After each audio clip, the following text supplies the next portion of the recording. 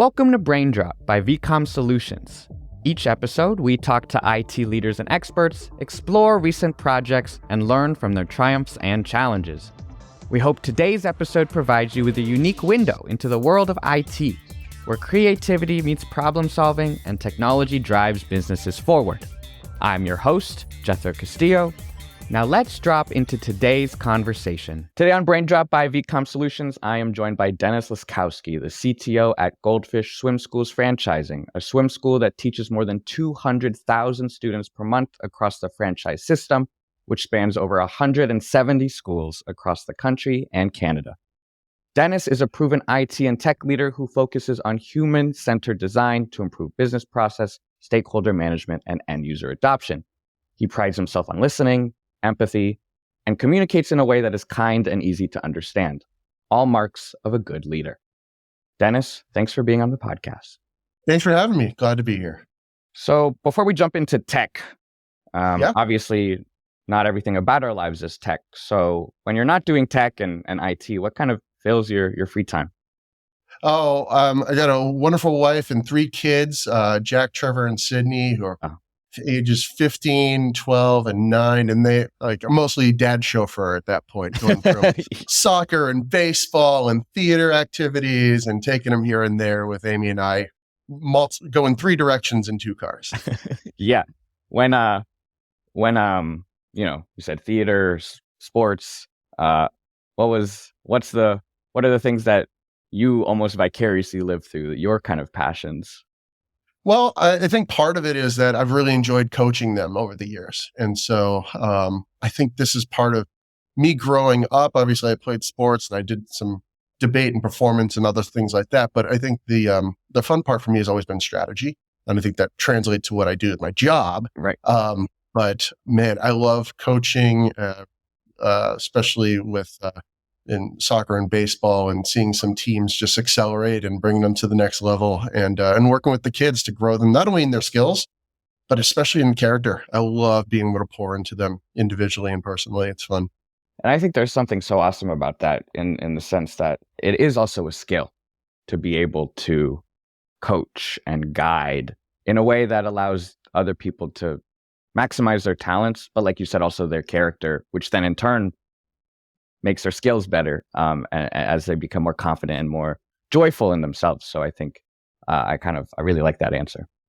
Yeah, I had a former mentor that I kept on emphasizing that coaching, you're the CEO, the Chief Encouragement Officer. And I've always taken that to heart. That's awesome. I always try to be the CEO wherever I go, the Chief Encouragement Officer. Just you can do it, keep going, pour into you.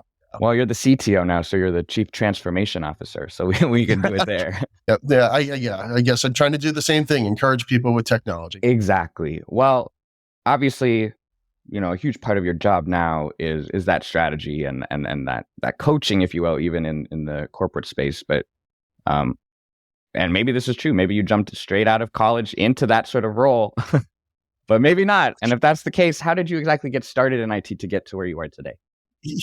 Yeah, that's right. So 1 year out of the womb and maybe CTO, and then here I am. Yeah. Now, the reality is, I was trying to think through where are the origins, and it came back to this is going to make me sound definitely old school, but during the mid 80s, my parents bought me a Commodore 64 computer. And so just as the Mac was coming out and all that kind of stuff, the Commodore 64 was cheap and it was effective, and it, I played some video games. What I really learned and loved on that thing was learning to code. I learned BASIC. Wow. And I was maybe 7, I was trying to think of the exact year, maybe 7, 8, 10 years old. And that started my journey on interacting with computers and beginning to program them. And I've always had a love of data, a love of strategy. And I took that with me to college and then into my career. Has that love maintained to this day? In various forms, yeah. Not so much the coding. Certainly, I've had to learn Fortran when I was in college. There's another old language for you. Yeah, I'm here nodding politely, going, yep, yeah. Yeah, learned that, Pascal, blah, blah, blah. But the reality is that, it's all the same. It's all about logic patterns. It's understanding and solving problems. and using technology to solve human-centered problems. And I love it. And the other thing that I really enjoy is data. Like I said, I think it probably comes from my natural ability to be strategic. I think I've been thinking through that as well. So for me, I'm a little bit on the bigger side. You can't tell that maybe if you're listening only through the podcast. And I definitely need to lose some weight, but I've always been a little bit on the bigger side. So whenever I played sports, I wasn't as fast. So I always had to use my brain more so to figure out where's the puck going to go? Where's the ball going to go? How can I get there faster? Even though I'm not as speedy as my fellow athletes. And so I had to use my head. And then oftentimes it came down to understanding and seeing data and using data in order to, whether it's reading the situation or actually physically using numbers and databases and spreadsheets. And I become that annoying guy in the fantasy leagues who, they always say they show up with their Excel spreadsheets, but mine are actually interactive controls where it just tells me who I need to pick next. Yeah, there are levels to that. There's a lot of things to say there. One, I was the same way. You can't tell either, but I am not the tallest person in the world, and I played basketball growing up, which is the only real sport that requires a lot of height, where height is the main factor to things. And so growing up, I had to learn to be smart. It wasn't that I could enhance my body in any way. I had to be smart. And so I had to think like you did, tactically. And then the other thing is about numbers. Have you ever watched Moneyball?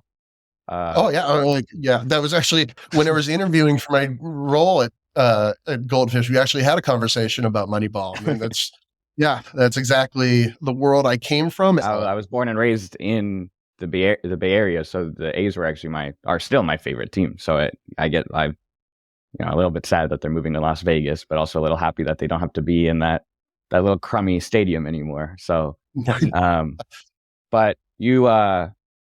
A curious question. Obviously, you've seen, not to date yourself, but you've seen how technology and coding and programming, you've seen it develop over the course of the last 40 years now. Yep. My generation and the generations that come after me will never see or know how that development happened. We're born into the age where technology has always been. So you get a different appreciation of where technology is now than where it was yesterday. What kind of, as technology progressed, what kind of shocked you, got you, and what made you more appreciative of what inventions in technology made you go, okay, yeah, this is awesome. Like, this is way better than it was before. Yeah, I think it's, if I had to summarize it in one word, it'd be intuitive. It is intuitive. It used to be that technology would come with a thick operating manual. Even trying to program it's the joke of, my generation trying to program a microwave. And maybe that is actually Microsoft is still. But the idea is that now these days you can download an app, you can go onto a website, and you should know where to click immediately in order to get to your user journey, exactly where you need to go. And I think, to me, it's not so much the growth and development of software engineers, or even QA, even though I'm currently on a passionate plea for additional QA across the industry.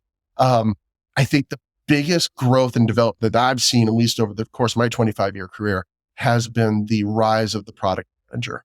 And I am a big believer in UX UI design. Oh, awesome. I think it's a very unique answer. So I'm very appreciative you said that. I think, especially because when I introduced you, it's a lot of focus, like you said, around human-centered design. How do we make it better and easier and more joyful, like I said before, for the customer, for the user.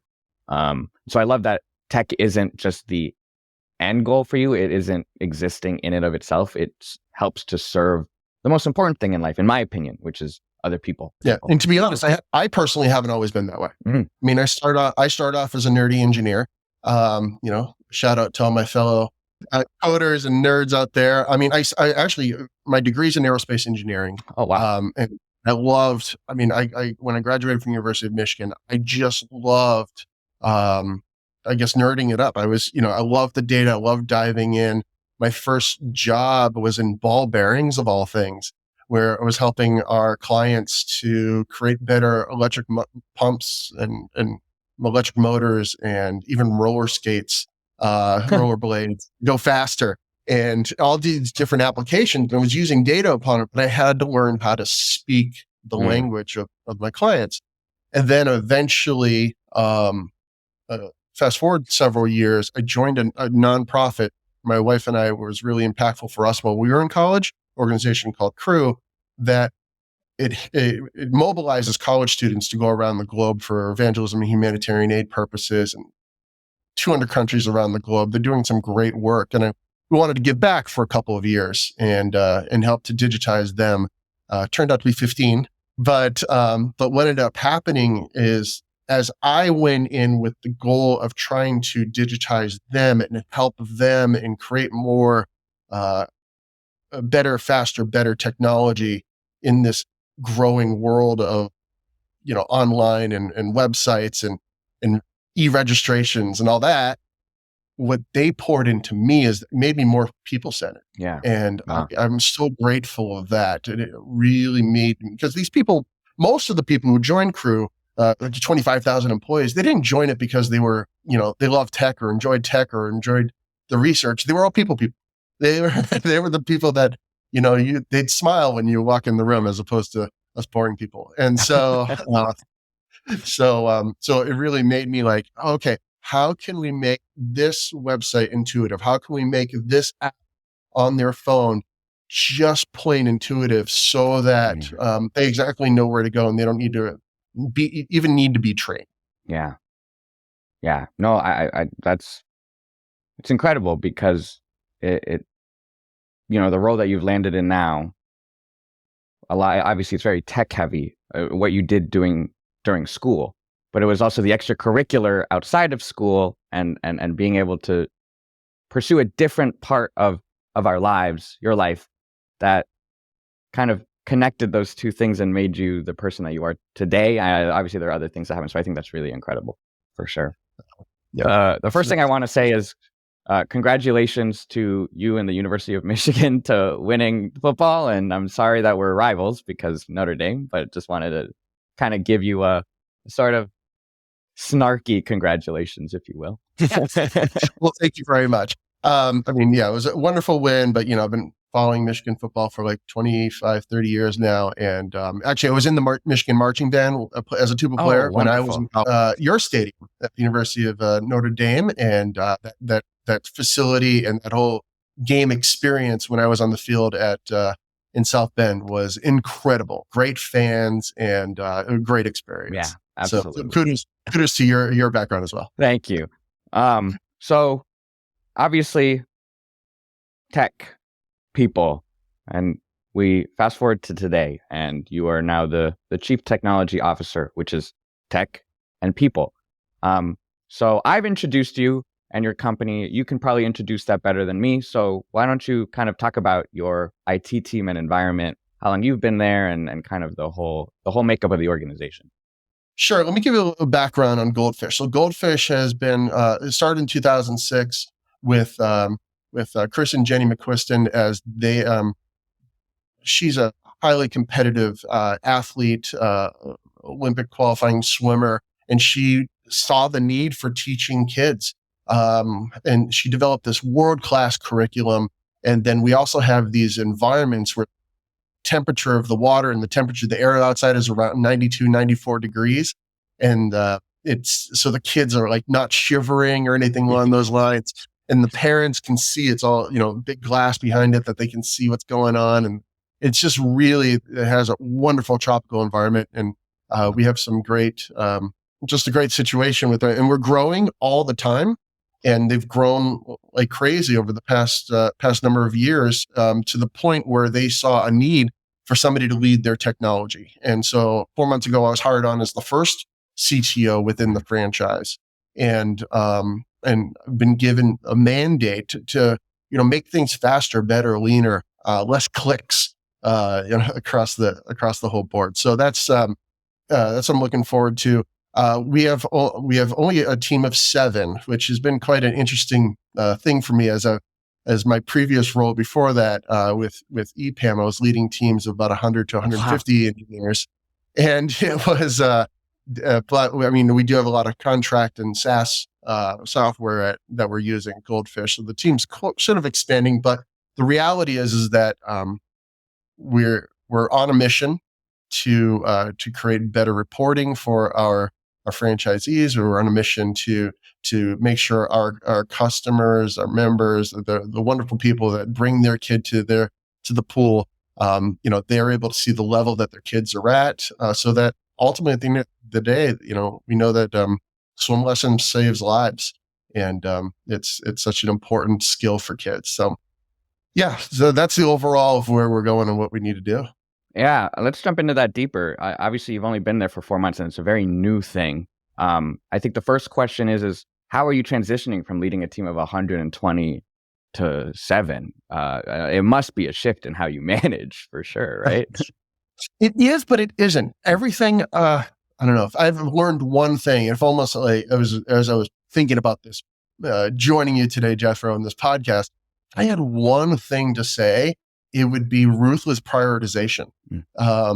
You can't do everything. You really can't. Like, I don't care what your to-do list is. I don't care how busy you are.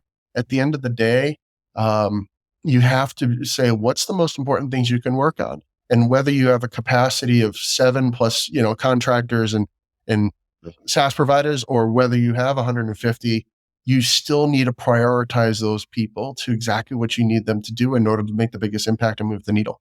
And that's true across the board with some of the initiatives I'm trying to implement.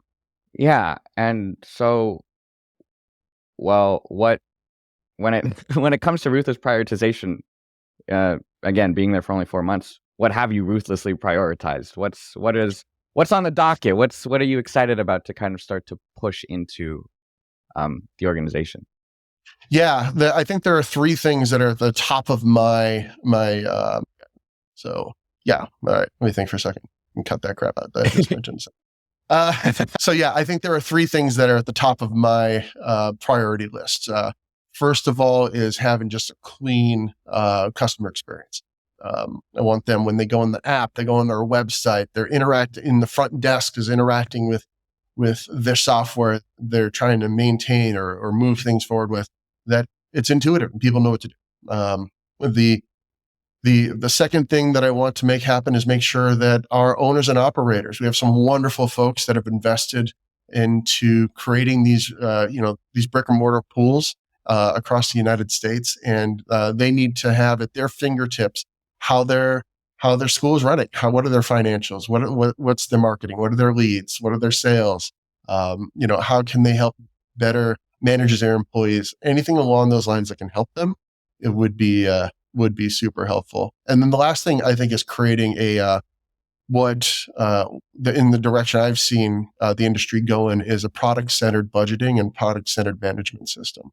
So there's some great work going on across the United States of moving away from project-centered understanding of how we do budgeting and how we do IT, and a movement towards product-centered management and growing individual products and individual work streams across the board. So I'm excited about implementing that, and something that I implemented when I was over at EPAM. I've actually never heard of this. Do you mind explaining that a little more? What it means? What the project budgeting was versus the product, and why we are transitioning in that way? Yeah. So, I mean, it's sort of the outgrowth of Agile. So, the software engineering world for many years, of course, before the, Ken Schwaber and the whole Agile manifesto thing 20 years ago, 15 years ago, the world was set up in projects, and and just the, quick history of it is that, IT projects were scoped and identified and requirements made. And then they'd say, go build it. And, hopefully, fingers crossed, 3 or 4 years later, you got your product. But of course you didn't. And it was a lot buggy. So, so somebody came up with this great idea about Agile and Scrum and all that kind of good stuff. And the outcome of that was this engineering process where they were able to be a lot more responsive and a lot more faster turnaround times, essentially, to getting to what people needed. But as I've mentioned earlier in the podcast, the rise of the product manager over the past decade or so has really been needed to be folded into this whole Scrum process. And of course, the product manager was part of the original Scrum process, but how do we manage that has been key, has been the trick. Like, I want this to happen. Here's my project. Now fit it into your Scrum cycle. There's always been that tension of, are we getting our results and can I show my ROI versus, we had this idea of ongoing continuous improvement, and it ended up happening. And I think we've learned a lot from the Kaizen and Toyota production systems from the automotive industry, and taking that over, because essentially you can do capital. You can grow a factory. To me, there's a hybrid that needs to occur. There's a factory that needs to be built. To me, when I do a new product, I want to sprint as fast as possible to MVP and not agile. To me, that's very waterfall. Like, build it to MVP as quick as possible. And then let's transform to Scrum. Let's transform to a product management mindset where it's ongoing continuous improvement, and start to do these types of events, or so that at the end of the day, we're thinking less about, all right, what are we trying to build as a net new, and more thinking about how do we make better every. Oh, that's interesting. That's so interesting. I like that the hybrid, right? That it can, there's so many methodologies, right? Waterfall, agile, and now we're there's probably more than that, way more than that. But the idea is that there's still, or at least from what I'm hearing, is that there's still tools that should serve a greater purpose, which is, how can we make it better, the product better for the people who are consuming the product? Everything else falls second to that. And so you find the best tools to get there. And sometimes, when it's that MVP process, you're going to try to go as fast as you can. And then after that, you implement a different sort of methodology. But it's the idea that you're looking first at the human at the other end to figure out what the best methodology is to get there. Am I hearing that correctly?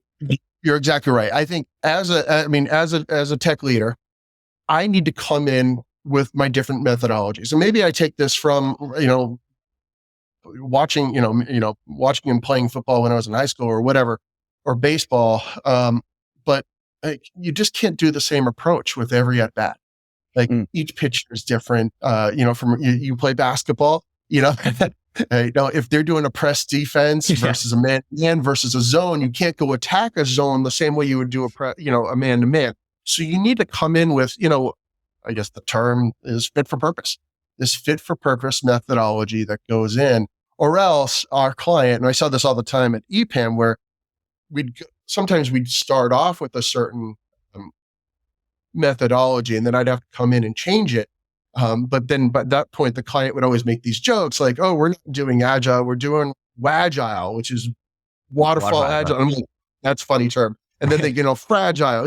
Anybody in the industry have heard these silly terms, making fun of things when it really wasn't this or that, and we really weren't going towards test-driven development or behavior-driven development or whatever methodology was needed. Instead, we need to oftentimes take a step back, saying, who's our client? How complicated are the requirements? How complicated is the testing? How many edge cases do we have? How often do we experience these edge cases? And kind of go from there. So I think of one project that I was particularly proud of, that the client was constantly harping on this edge case. And it's like, why are we not programming? Why are we not programming? And then the methodology that we chose was simply to, all right, we'll just fix it every time it happens. And then we're like, well, Dennis, that doesn't seem right. That's going to cost a lot of money. And then I asked the question, all right, I did a little research. How often do we experience this? Oh, it's about every other year. And how long does it take to fix? Oh, about 30 minutes of a programmer's time. I'm like, I don't want to create an entire workflow for something that happens every 2 years that can take 30 minutes to fix in the back end. I'm like, okay, we're done. So. I love how that's like a project that you're proud of. not in a way to bring it down, but in the sense that it shows a different way of approach, where it's not just about there's a problem, let's automate it and get rid of it. There is a problem. Okay, let's figure out in the grand scheme of things, what will improve overall the sort of impact that has. So if we're going to spend a lot of hours and money into creating that workflow just for it to happen every 2 years, could that time be better spent doing that for 30 minutes every 2 years and then using that time for something else, right? And so it's that prioritization that you were talking about, which you have to take a bigger step back and look at the bigger picture rather than the problem that's right in front of you. Exactly. And that could be called ruthless, because I'm like, tell the client, sorry, we're not doing this. But the reality is, and of course, did I phrase it that way? No, that'd make it look like an a-hole. But like the way I phrase it, of course, is we can either spend the time working on this, or we could spend the time working on this other project, this other approach to solve this other problem that I know that you also want to get solved. Yeah. And so I kind of want to go into the more tangible here rather than the theoretical. When it comes to that project versus product sort of process, how does that look for you in your day-to-day when you're coming up with the priorities, when you're coming up with the projects that you need to do to make things happen? Walk me through that process for you. Yeah. So for me, I mean, it's kind of hypocritical, because at the end of the day, I have projects that I am doing, and those projects are to improve our product process. And so really shifting the team to make sure that we get product coverage across the board. And then we have a backlog for each one of those products that our end users are using, whether marketing or sales, the schools or whatever, or even in our data products from dashboarding and reporting, to make sure that those systems are set up. Because once the system is set up, I'm a big believer in creating systems. Once the system is set up, then it becomes a little bit more automatic, and then it frees up for me capacity for me and my team and even our vendors to be able to focus on problems, because everything else handled axiomatically. I mean, just as we breathe, as we go, it becomes our daily breath of life, and as problems arise, then we can deal with it. So you're saying that your projects are to create systems where then you can then just incrementally Kaizen, get better and address problems that just build off the system. And if you find that you need a problem arises that you don't have a system for, you create a project to set up that system that you then just kind of incrementally build off of as you listen to user feedback, as you read the market, you go, okay, let's now improve this product here. So projects typically have this end date, right? Projects start, finish. Products is more just, we're just going to get better and better and better and better. And the project gave me that system, that baseline, so that we can do that faster and faster and faster. You got it. And that's the strategy. That's how you transform entire IT departments. I guess. And I've seen that in several organizations as I've done transformations and implemented product-centered thinking, that they've seen greater efficiencies in being able to, and divert resources. And also, I think what gets excited, as I was consulting with a lot of CIOs and CTOs in my previous job, they get excited because it frees up dollars for them to work on research projects. I see a lot of I've listened to some previous podcasts of yours. Obviously, the thing generative AI always pops up, and machine learning and all these things. You can't do those things until the fundamentals are, set. The foundation, going back to the sports analogy, as we've been doing, the basic blocking and tackling of how the organization is set up. Otherwise, you have a ton of projects and a ton of fires going on all over the place, and you don't have the system set up otherwise. Yeah, I'm curious as to, because to you, I would assume it feels like a no-brainer to be product-centered. And this was a shift that's been happening in the industry. why do you think that wasn't always, I mean, to me now, not now, but it's always a no-brainer to be like, well, no, let's figure out I don't know what to make until the user tells me what is needed. And then now I know the best thing to focus on. Why was that not always the focus? And if at the end of the day, all we're trying to do is, all business is trying to do is sell a product, which means that you'll sell more if people like the product more. So why has that not been the focus? Yeah, I think it has to do a lot with budgeting and management. I think mostly it's at the leadership levels. I think oftentimes in this world, especially when we talk about stock prices and things like that, they need to be able to show within the next quarter or the next 2 quarters, are we going to have the fruit of the money that I invested in? Where's my ROI? Has become the mantra of stock investors, right?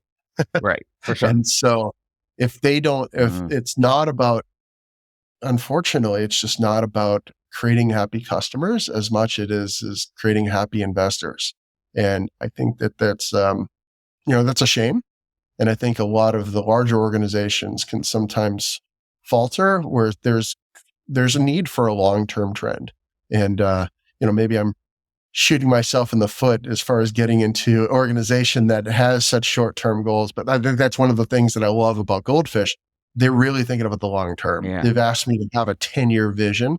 And I love that. I love that. And then, even if that means short-term investment now for long-term payoff in 3, 5, 7, 10 years, then let's go for it. Let's do that. I'm really glad they're giving you that leeway, because I agree that it takes time to create really good things. And there's no magic that happens when you hire a new person in the first 3 months. Well, maybe sometime, I don't know, that could happen. But more often than not, things take a long time to build. And so that being said, to me, happy customers means happy investors. So it's almost ironic, because it's like, sure, the short-term goals are what they want, but if you invest in the long-term goals, you'll get a way better ROI. It's not that they're diametrically opposed. It's not that long-term means lower ROI. It means that in their heads, it's ROI at a later time, not now. And so obviously you have your previous company, and now you were trying to transform into that sort of product-focused sort of process. How do you go about, convincing is not the right word, but yeah, I'll use that word, convincing people that it's the right way to go about it. How do you make that change? I think one of the biggest things is that there's a significant change management piece that's often missing from a lot of these projects or transformations that occur. I think in the industry in general, so let me rather than generalize, let's talk a little bit about one of my favorite projects. So there is a pharmaceutical that they have an amazing in IP where they have mice with human organs. So it's a mouse with a human pancreas or whatever for diabetes testing, or mouse with the human liver or anything along those lines. Their customer for this massive piece of software that they're developing an end-to-end enterprise tracking of the mice, their genetics. Jethro, you're the scientist, and you come in there and say, listen, I want to do some diabetes drug testing, and I need 3,000 mice with human pancreases on July 3rd. And so before that, they were managing it through email and similar to Excel spreadsheets. That was their whole process. And so what it ended up happening is develop an end-to-end ordering system. You'd come into a web page and you would type in what you need, and then it tells the veterinarians in the laboratories there's like 200,000, 500,000 mice or something like that. It's so crazy. In these walls and cages and such that they are, and our software is able to tell them how to provide and care for the mice and, wipe their noses and all that kind of good stuff, but also how to breed them such that in so many generations that spits out that the scientist has these mice in order to develop the next life-saving drug, which would be amazing. What we needed to do, yes, there's product managers and UI UX design. We really needed that because at the end of the day, scientists, they don't want to have a manual and training on how to use the software and how to order it. It should be just like one of our mantras was going in was like, should be just as easy as them as when they order a book off of Amazon, right? So with that though, we had from the very beginning, our change management consultant on the project as well. And so understanding what is the training, how do we bake in the training, how do we bake in the communications, how do we bake in the value proposition from the very beginning, as opposed to what normally happens in a lot of software projects, is that you're practically done, and then you have a change management person that comes on and acts almost like a PR person. Yeah. So I think one of the things, and again, it goes back to my mantras of like make it intuitive, human-centered design, and then how do you convince the higher ups to do this? Is really, listen, your scientists, they're $200,000, $300,000 a year. Do you really want them spending all their time training and trying to figure out the software? Or you just want them using the software? And so let's make it product centered. Let's make it human centered. And then it's almost that's the convincing, if you will. That's right. It's you. At the end of the day, you still go almost, not really ROI, but you're like, look how much time you save, and look how quickly they're already getting to use it. So look how quickly we're getting that turnaround for the ROI that you wanted in the first place. And the customers are happy. So then we grow even more. And then we get to just build off of this really good foundation already. And so now I'm just like, oh, there it is. That makes sense. But I think, obviously when you hold on to something for so long, it is hard to kind of shake the heart. One guest said it was like, we want transformation, but we don't want change. That's what a lot of executives are saying, where it's like, can we do it easy without the frustration of having to like adjust and actually change? And I think that's the name of the game of change management, which I think it's so strange. I hear change management so much when I talk to tech leaders, only because tech changes so much. And I think there is some frustration on many sides of, well, where tech people are willing to change so quickly because we have to, how do we then communicate those changes in a way that doesn't ostracize employees, stakeholders, and the users? Let me tell you a story. So there was a group of scientists in another pharmaceutical that were meeting on a weekly basis in order to review the data. And that meeting was lasting 4 hours right after lunch on a Wednesday afternoon. And what ended up happening is that because of the software that we developed, one of the corollary results was that they were able to spit out a report. And instead of them having to wrangle through the data for 4 hours, they were like, it produced a report and made the meeting completely unnecessary. And so if there was 7 scientists in the room, if you do the math, like thousands of dollars spent every week and every month, just save that automatically. However, they were upset about this whole process. And so instead, as change management, me and the change management consultant came, it's like, let's keep the meeting and instead use it to review the data. And then we realized over time, it's like, listen, this is what's going to happen over the next month, and it ended up happening.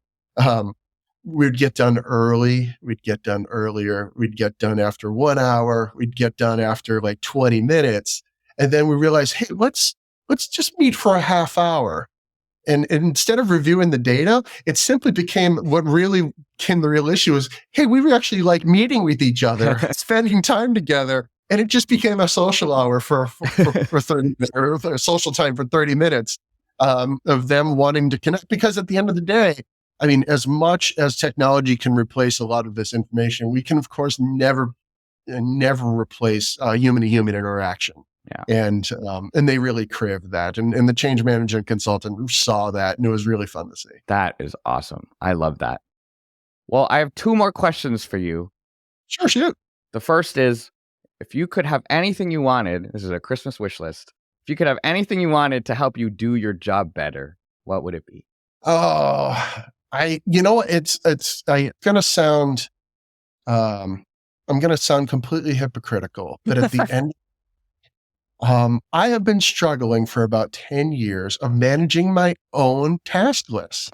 It just sounds, I've tried everything. I've tried no, I'm going to go with 25 years. Now that I think back, I'm like, I remember my first jobs just copying my to-do list. And of course I've used all the big tasky things, and I don't know what it is that makes me, I don't know, jump between writing things down or trying this software, trying that software. I don't know.